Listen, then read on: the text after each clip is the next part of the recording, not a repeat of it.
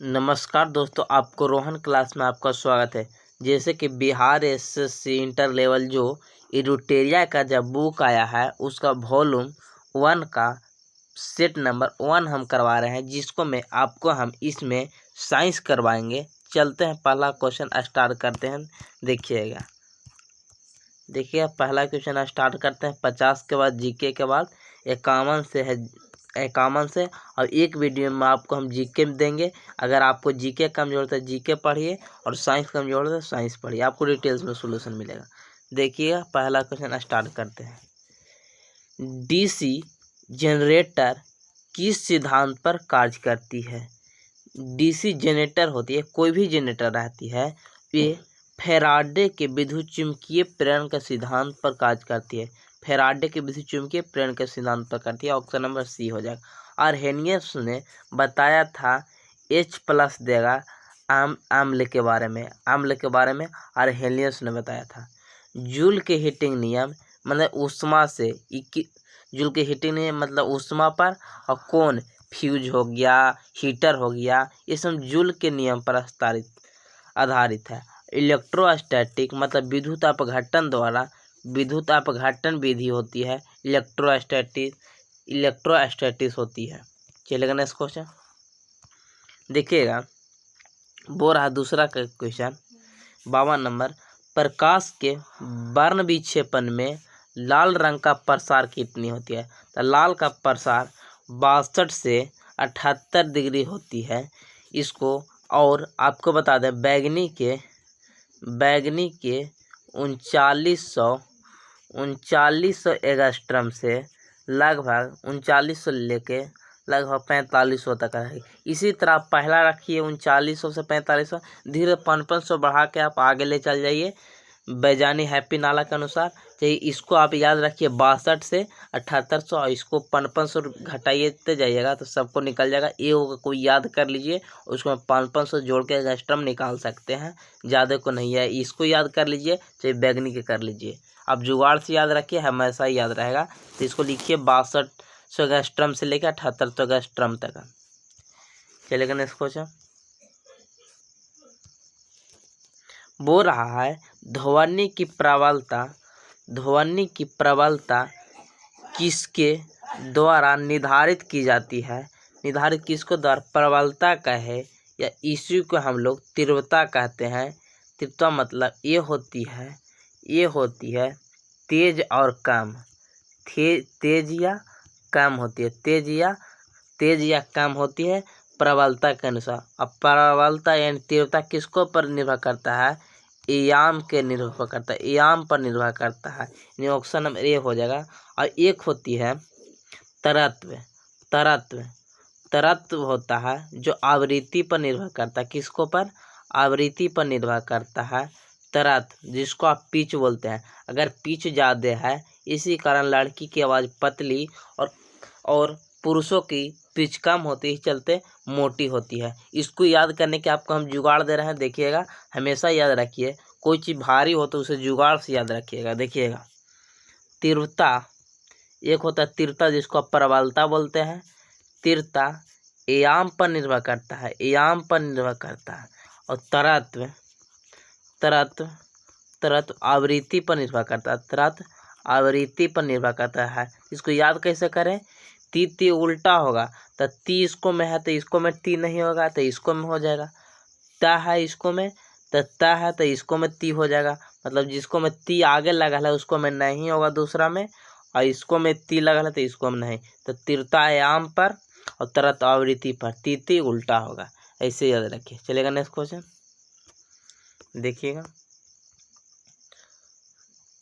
देखिएगा, उसी क्वेश्चन आया विद्युत अपघटन वाला भी। जल में विद्युत अपघटन के समय बैटरी में ऋणात्मकता टर्मिनल के पास, जो नेगेटिव टर्मिनल बैटरी में रहती है, उसे जुड़े इलेक्ट्रॉन पर निम्न से कौन सी गैस बनती है? आप बताइए। जल के आप अपघटन करवाएंगे तो क्या होगा? H+ और OH बनेगा, OH- बनेगा। इसी बताइए। अब कह रहा है ऋणात्मक टर्मिनल पर कौन जाएगा? तो ये पॉजिटिव है, तो जो ऋणात्मक आदमी रहेगा धनात्मक के पास जाएगा, ऋणात्मक के पास जाएगा। तो पॉजिटिव किसको पास जाएगा, नेगेटिव के पास, नेगेटिव के पास जाएगा।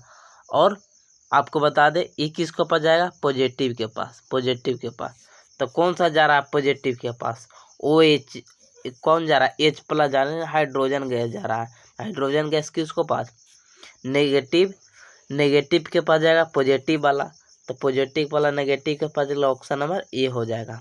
अब याद रखिए पॉजिटिव नेगेटिव के पास, नेगेटिव पॉजिटिव के पास जाएगा, ऑप्शन नंबर ए हो जाएगा। चलेगा ना इसको 54 के बाद 55 नंबर देखिएगा। 55 नंबर बोल रहा है कि लाल वस्तु लाल क्यों दिखाई देती है। जब लाल वस्तु रहती है तो लाल क्यों दिखाई देती है, तो लाल क्यों दिखाई देती है, पर यह लाल रंग को परावर्तित कर देता है। हाँ, जो वस्तु दिखाई वैसी देगा, इस चलते उसी को परावर्तन करता है। आप जानते हैं परावर्तन की ही सहायता से हम किसी वस्तु को देख सकते हैं। यानी जब लाल रंग का परिवर्तन होगा, इस चलते हम लाल दिखाई देते हैं। और आपको पूछेगा लाल रहे और काला रहे, लाल और काला रहे, और दोनों वस्तु को जब लाल रंग को हम लाल रंग में हम काला वस्तु को देखेंगे तो हमेशा काला दिखाई देगा। या आपको बता दें पीला रहेगा और कोई वस्तु लाल रहेगा और उसको हम देखेंगे तो काला दिखाई देगा। चलिएगा नेक्स्ट क्वेश्चन 56 नंबर देखिएगा। कार्य का मान किन किन स्थितियों में शून्य हो सकता है, तो कौन कौन में हो सकता है। तो आप जानते हैं कि W बराबर FS होता है, W बराबर FS cos थीटा होता है। तो मतलब यहाँ बल 0 होगा तब होगा, या विस्थापन 0 हो जाएगा तब होगा, या काज 90 डिग्री हो जाएगा कोस तब होगा। देखिएगा ऑप्शन, जब आरोपित बल शून्य होगा तो बिल्कुल हो जाएगा, जब विस्थापन शून्य हो जाएगा मतलब चल ही ना करेगा तो बिल्कुल हो जाएगा। बल में विस्थापन दिशा परस्पर लंबवत होगा, मतलब बल और दिशा दोनों लंबवत हो 90 डिग्री होगा तो ये भी हो जाएगा। तब कहीं हमारे कौन, तो ई भी हो जाएगा, ई भी। लेकिन ऑप्शन नंबर डी में दिला है बी और सी, ईहू हो जाएगा। अगर तीनों आता तो तीनों हो जाता, तो ये हो गया बी और सी। चलिएगा नेक्स्ट क्वेश्चन देखिएगा 57 नंबर। 57 नंबर है प्रतिरोध के 2 तार R1 तथा R2 समांतर क्रम में जोड़े। समांतर मतलब एगो ऊपरे R1 हो गया और एक नीचे R2 हो गया। अब दोनों का आप जोड़ दीजिए, ये हो गया समांतर क्रम में, समांतर क्रम में ये जोड़ देंगे हम, जोड़ दिए। अब इसको जोड़ने पर कितना तुल प्रतिरोध रहेगा, तो जानते हैं कि 1/R1 बटा 1/R2 हो जाएगा। अब इसको जोड़िएगा तो R1 इंटू R2 हो जाएगा प्लस R2 प्लस R1 हो जाएगा। अब इसको उलट दीजिए तो कौन हो जाएगा, R1 इंटू R2 बटा R1 प्लस R2 हो जाएगा। चलिए नेक्स्ट क्वेश्चन। और इसको मैं आपको पूछ सकता है कि जब समांतर क्रम में जोड़ा जाए तो प्रतिरोध निम्न से भी निम्न हो जाता है, ये भी पूछ सकता है। देखिएगा इसको आप जुगाड़ से याद रखिए, निम्नलिखित में से किस विद्युत चुम्बकीय तरंग के, निम्नलिखित में से किस विद्युत चुम्बकीय विकिरण सबसे लंबे तरंगदैर्घ्य होते हैं।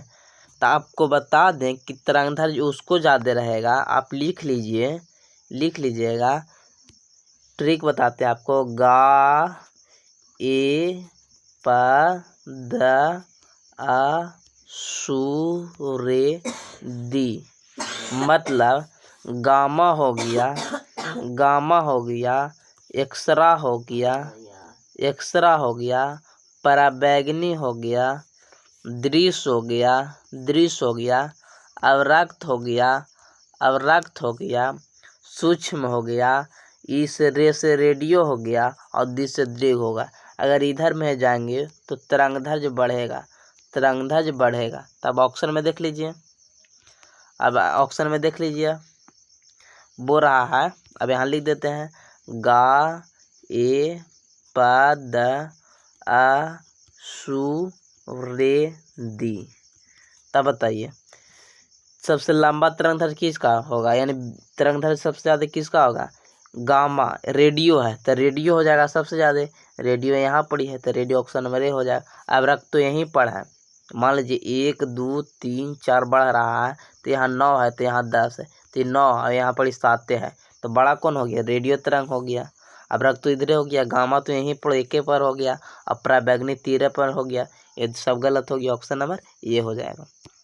चलिएगा नेक्स्ट क्वेश्चन पूछ रहा है 59 में निम्नलिखित में से कौन सा एक मिश्रण का उदाहरण नहीं है, उदाहरण है मिश्रण का उदाहरण है। मिश्रण मतलब होता है दो या दो से अधिक पदार्थों किसी भी अनुपात में मिला दें उसे हम लोग मिश्रण कहते हैं। तो यानी कौन हो गया, जल तो आप जानते हैं कि यौगिक है कि निश्चित अनुपात में मिलाते हैं, H2O हो गया, CO2 CO हो गया, कार्बन मोनोऑक्साइड हो गया, ये भी निश्चित अनुपात में यौगिक हो गया।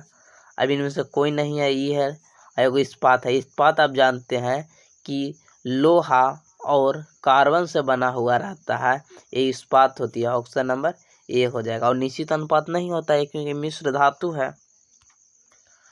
क्रोलाइट, क्रोलाइट किसकी ऐसक है, तो क्रोलाइट की सूत्र होती है KCl MgCO3 होती है और 5H2O होता है।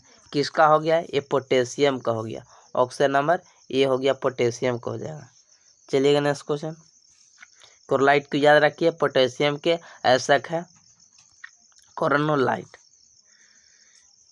61 नंबर देखिए, हीलियम के नाभिक में होता है, तो हीलियम के नाभिक में कुछ होता है, तो हीलियम के नाभिक में होता कुछ है, प्रोटॉन प्लस न्यूट्रॉन होता है, और बाद में लफू इलेक्ट्रॉन चक्कर लगाता है। तो अभी बताइए हीलियम के कितना होता है, 2 होगा और 4 होगा, तो यानी 2 और 4, तो प्रोटॉन संख्या कितना हो गया, 2 हो गया।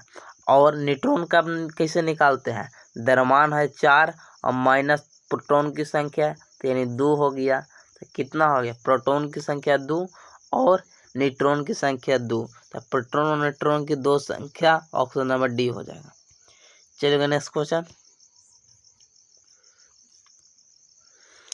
नेक्स्ट क्वेश्चन देखिएगा, क्रोमेटोग्राफी की तकनीकी का प्रयोग की जाती है। क्रोमेटोग्राफी एक ऐसी प्रक्रिया है जिसको में रंगीन रसायनों को मिश्रण को अलग किया जाता है, ये क्रोमेटोग्राफी है। क्रोमेटोग्राफी इसको याद रखिएगा, क्रोमेटोग्राफी एक ऐसी तकनीकी है जिसको में रंगीन रसायनों को मिश्रणों को अलग किया जा सकता है। आसवन विधि से, प्रभाजी आसवन विधि से हम लोग पेट्रोल को शुद्धिकरण करते हैं, प्रभाज आसन विधि से करते हैं। प्रभाज आसन विधि वैसी विधि होती है जिसको में कम तापमान में अंतर 2 पदार्थों में होती है, उसको हम लोग अलग करते हैं प्रभाजी आसन विधि से। चलेगा नेक्स्ट क्वेश्चन देखिएगा, बोल रहा है मानिक और लीलम रासायनिक रूप से है, किसका है, तो मानिक या लीलम का ही है, इसको कोरंडम कहते हैं, L2O3 होता है, यानी एल्युमिनियम ऑक्साइड हो जाएगा, ऑप्शन नंबर डी हो जाएगा। चलिएगा नेक्स्ट क्वेश्चन देखिएगा, जर्मन सिल्वर बोल रहा है कि जर्मन सिल्वर में चांदी का प्रतिशत कितनी होती है, तो इसको में 0% होता है। अब याद कैसे कर रहे हैं, जर्मन सिल्वर मतलब जर्मनी से लाना है सिल्वर को, तो कौन लाएगा, आप तो जा नहीं सकते हैं, बड़ा बड़ा ये नेता लाएगा, यानी नेताजी लाएंगे, यानी कौन, निकेल हो गया, कॉपर हो गया और जिंक हो जाएगा। कौन को इसको में होता है, निकेल होता है, कॉपर होती है और जिंक होती है, सिल्वर नहीं होती है, ऑप्शन नंबर ये हो जाएगा, 0% होती है। चलेगा नेक्स्ट क्वेश्चन 64 के बाद देखिएगा 65 नंबर देखिएगा कि निम्न में से किस पदार्थ की विशिष्ट ऊष्मा सर्वाधिक होती है। विशिष्ट ऊष्मा क्या होती है, विशिष्ट ऊष्मा होती है कि मान लीजिए आप 1 ग्राम कोई चीज पदार्थ लिए और 1 डिग्री सेल्सियस उसको गर्म किए, और जितना ऊष्मा की आवश्यकता पड़ा, जैसे आप 1 न्यूटन बल लगा रहे हैं और जितना आपको एनर्जी लगा उसको खींचने के लिए, वही होता है विशिष्ट ऊष्मा होता है। इसी तरह 1 ग्राम 1 ग्राम किसी वस्तु को 1 डिग्री सेंटीग्रेड गर्म करने के लिए जितना हमको ऊष्मा की आवश्यकता पड़ती है उससे हम लोग विशिष्ट ऊष्मा कहते हैं। तो अब बताइए, इसका होता है 0.5 और 0.5 कैलोरी, और पानी की होती है सबसे ज़्यादा, आपको बता दें कि हाइड्रोजन की होती है विशिष्ट ऊष्मा। उसके बाद किसकी होती है? पानी की कितना होती है? 1 कैलोरी होती है पर ग्राम। और एल्कोहल के कितना आती है? 0.6 और इसको 0.12 होता है, 11 इसको। और इसको कितना होता है? 0.33 इसका होता है, 33 लगभग। तब बताइए किसका है सबसे ज़्यादा? एल्कोहल के है 0. इसको लगभग याद रखिए, बर्फ़ के याद करिए, एल्कोहल के भी याद कर लीजिए, और एक पानी के, बस पानी के, और एक हाइड्रोजन के 150 कैलोरी होता है, 150 कैलोरी। ये सब याद रखिएगा, 150 कैलोरी सबसे ज़्यादा। कम से कम पानी की याद रखिए 1 कैलोरी, और बर्फ़ के, और एगो एल्कोहल के, और हाइड्रोजन के, बस 4 को याद रखिए आप। चलिएगा नेक्स्ट क्वेश्चन। ऑक्सीकरण के संबंध में निम्नलिखित में से कौन सा कथन सत्य है? ऑक्सीकरण किसे कहते हैं? तो देखिएगा, एक होता है ऑक्सीकरण जिसको आप उपचयन भी कहते हैं, या अपचायक भी कहते हैं। इसको में क्या होता है? ऑक्सीजन के जुटना और हाइड्रोजन के हटना होती है, और इलेक्ट्रॉनिक संख्या में वृद्धि होती है, और इलेक्ट्रॉन की त्याग होती है। ऑक्सीकरण संख्या में कुछ होता है? वृद्धि होती है। तो ऑक्सीकरण में कौन होगा? इलेक्ट्रॉन का त्याग होती है, इलेक्ट्रॉन का त्याग करता है। ऑक्सीजन का संयोग में वृद्धि यानी ऑक्सीजन जुटता है, और विद्युत धनात्मक अनुपात में भी वृद्धि होती है, क्योंकि ये अपना जुट रहा है ऑक्सीकरण संकेत, अब पॉजिटिव हो रहा है। इसका मतलब क्या हो रहा है? अब जानते हैं कि 1 पॉजिटिव, 2 पॉजिटिव और 3 पॉजिटिव धातु होती है, यानी विद्युत धनात्मक समूह में अनुपात में वृद्धि हो रही है, यानी 1 से अधिक हो जाएगा। इलेक्ट्रॉन का त्याग करता है, ऑक्सीजन का संयोग करता है, और विद्युत धनात्मक समूह में अनुपात में वृद्धि होती है, और ऑक्सीकरण संख्या भी बढ़ती है। चलिए अगला नेक्स्ट क्वेश्चन। एक होता है इसको हमको चीज अपचयन, इसी को अवकरण कहते हैं। अवकरण, इसको में हाइड्रोजन का जुटना होता है, और ऑक्सीजन को हटना होती है, और इलेक्ट्रॉन की इसको में ऑक्सीकरण संख्या में कमी आती है, चलिए नेक्स्ट क्वेश्चन। मस्टर्ड गैस के हम लोग प्रयोग करते हैं रासायनिक युद्ध में करते हैं। ऑप्शन नंबर बी हो जाएगा। चलेगा नेक्स्ट क्वेश्चन। ये सब याद करने वाली क्वेश्चन है। देखिएगा, इसको मैं आपको हम थोड़ा सा जुगाड़ बताएंगे, तो हमेशा क्वेश्चन याद भी न करने पड़े, याद करिएगा तो बहुत भारी हो जाएगा, और अगर बिना याद के बन भी नहीं सकता है, लेकिन थोड़ा सा जुगाड़ सब बनाइएगा तो इसको बन जाएगा। एक विस्फोटक नहीं है, हमेशा विस्फोटक में जानते हैं क्या लगा रहेगा? ट्राई नाइट्रो लगा रहेगा, अगर ट्राई नाइट्रो या पोटेशियम या सोडियम होगा तो हमेशा विस्फोटक बनना ही है। लगभग 90% यही हाल होती है, विस्फोटक बनेगा। तभी बताइए, ट्राई नाइट्रो है तो ट्राई नाइट्रोग्लिसरीन, ये कुछ विस्फोटक हो गया। ट्राई नाइट्रो यहाँ भी है, ये विस्फोटक। और पोटेशियम है, पोटेशियम क्लोराइड, तो ये भी हो गया पोटेशियम क्लोराइड भी विस्फोटक, क्योंकि पोटेशियम है तो पोटेशियम क्लोराइड विस्फोटक। ट्राई नाइट्रोटोलिन भी हो जाएगा, ट्राई नाइट्रोग्लिसरीन हो गया। लेकिन ट्राई क्लोरोफॉर्म, ये तो बेहोशी की दवा है, आप जानते हैं, CHCl3 ट्राई नाइट्रोक्लोरोफॉर्म है। ये ट्राई तो लगा नहीं है, तो ये नाइट्रोक्लोरोफॉर्म है, जिसको निश्चेचक की दवा कहते हैं। ऑप्शन नंबर ए विस्फोटक नहीं, ये निश्चेतक दवा है। चलिए नेक्स्ट क्वेश्चन। ट्राई नाइट्रो लगा रहे तब उसको मान लीजिए 90% कि ये विस्फोटक है। पृथ्वी का सबसे पुराना जीव कौन सी है? नीलहरी शैवाल है। नीलहरित शैवाल है। ऑप्शन नंबर ए हो जाएगा। चलिएगा, ये द्विविखंडन द्वारा अभिक्रिया करती है, अच्छी अलैंगिक समानता रखती है और द्विविखंडन द्वारा ये अपना जनन करता है। चलिए नेक्स्ट क्वेश्चन 70 नंबर देखिएगा। बोल रहा है कि गरम रुधिर वाले जंतु में होते हैं जो अपने शरीर में तापक्रम क्या करते हैं, जो रुधिर गर्म वाली होती है, मतलब ब्लड वाला, जैसे कबूतर हो गया, स्तनधारी हो गया, ये सब गर्म खून वाला, मतलब गर्म खून वाला मतलब ना कि गर्म खून है, ये नहीं, मतलब हर समय वातावरण में अपना टेम्परेचर कांस्टेंट रखता है, मतलब बनाया रखता है, यानी हमेशा एक सा बनाया रखता है तापक्रम, हमेशा एक समान तापक्रम बनाता है, वातावरण के तापक्रम को बराबर रखता है। नहीं, अपना शरीर का आप जिससे हैं तो आप देखते हैं कि ठंडा में भी आपको वही अगर गड़बड़ा जाता है थोड़ा सा तो आपको बुखार सर्दी लग जाता है। इस चलते हमेशा स्तनधारी हमेशा एक सा बनाए रखते हैं तापमान। ऑप्शन नंबर डी हो जाएगा। चलिएगा, इसको में थोड़ा सा आपको कन्फ्यूजन हो रहा है, बाकी आप 3 को जानेंगे तो आप मार सकते हैं इसको में। देखिएगा, इसको हम छोटा कर देते हैं। बोल रहा है कि कौन सा कौन है, तो आप बताइए। अमरबेल तो आप जान ही करे होंगे। अमरबेल क्या करती है, एक चूसन है, मतलब अमरबेल कहिए या जोक कहिए का है, ये सब चूसक है, मतलब एक दूसरा का परपोषी है, मतलब खून चूसने वाला हो गया तो चूसक हो गया अमरबेल, यानी बी के एक हो गया। बी के एक कौन है, ये खत्म हो गया। आप जानते हैं कि प्याज को है भूमिगत तना है, प्याज हो गया, लहसुन हो गया, ये सब भूमिगत तना है। भूमिगत तना मतलब ये हो गया कैसे, प्याज ऐसे होता है, इसके बाद जड़ें यहाँ पड़ी रहती, ये तो जड़ें यहाँ हो गया, लेकिन ये ऊपरे पत्ती हो गया, लेकिन ये कुछ हो गया तना हो गया भूमिगत, तो ये भूमिगत तना हो गया।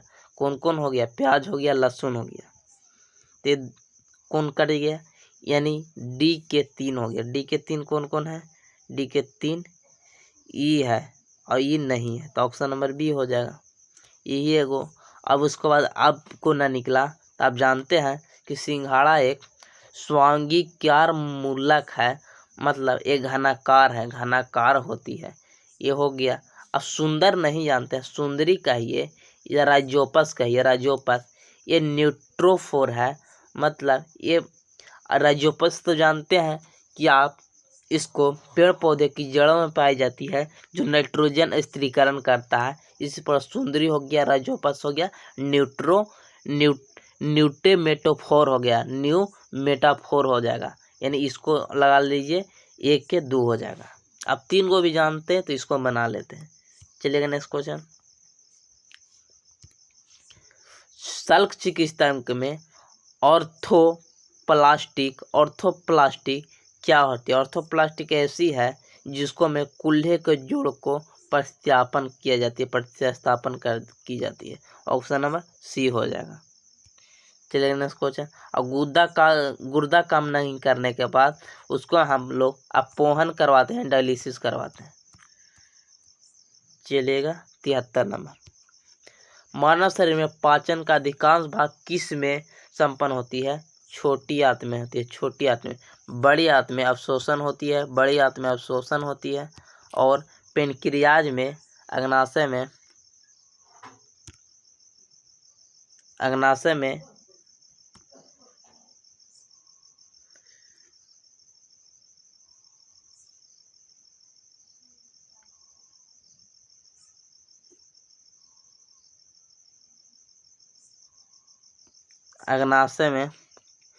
अग्नाशय में इंसुलिन निकलती है, बीटा ग्रंथि से इंसुलिन निकलती है, अमाशय से सीएल निकलता है। चलिएगा नेक्स्ट क्वेश्चन। एक अच्छी क्वेश्चन है, देखिएगा। बोल रहा है कि इंसुलिन में निम्नलिखित में कौन सी धातु उपस्थिति रहती है। देखिएगा, नई क्वेश्चन है। इंसुलिन में हमेशा जस्ता रहती है, और इंसुलिन की कमी से मधुमेह रोग होती है। यानी कौन सी होती है, इसको धातु कौन सा होती है, जस्ता होती है। चलिए नेक्स्ट क्वेश्चन। देखिए लास्ट क्वेश्चन है साइंस का। हेपेटाइटिस रोग में हेपेटाइटिस रोग से मनुष्य का शरीर का सीधा प्रभावित होती है। किसका? यकृत होती है और एक हेपेटाइटिस वायरस के कारण होती है। फेफड़ा टीबी के लिए, अब मेनिंजाइटिस मस्तिष्क के लिए होती है। चलिए अगर नेक्स्ट क्वेश्चन। जय हिंद, जय भारत। सब्सक्राइब कीजिए, लाइक कीजिए और शेयर कीजिए और कैसा लगा कमेंट में ज़रूर बताइए।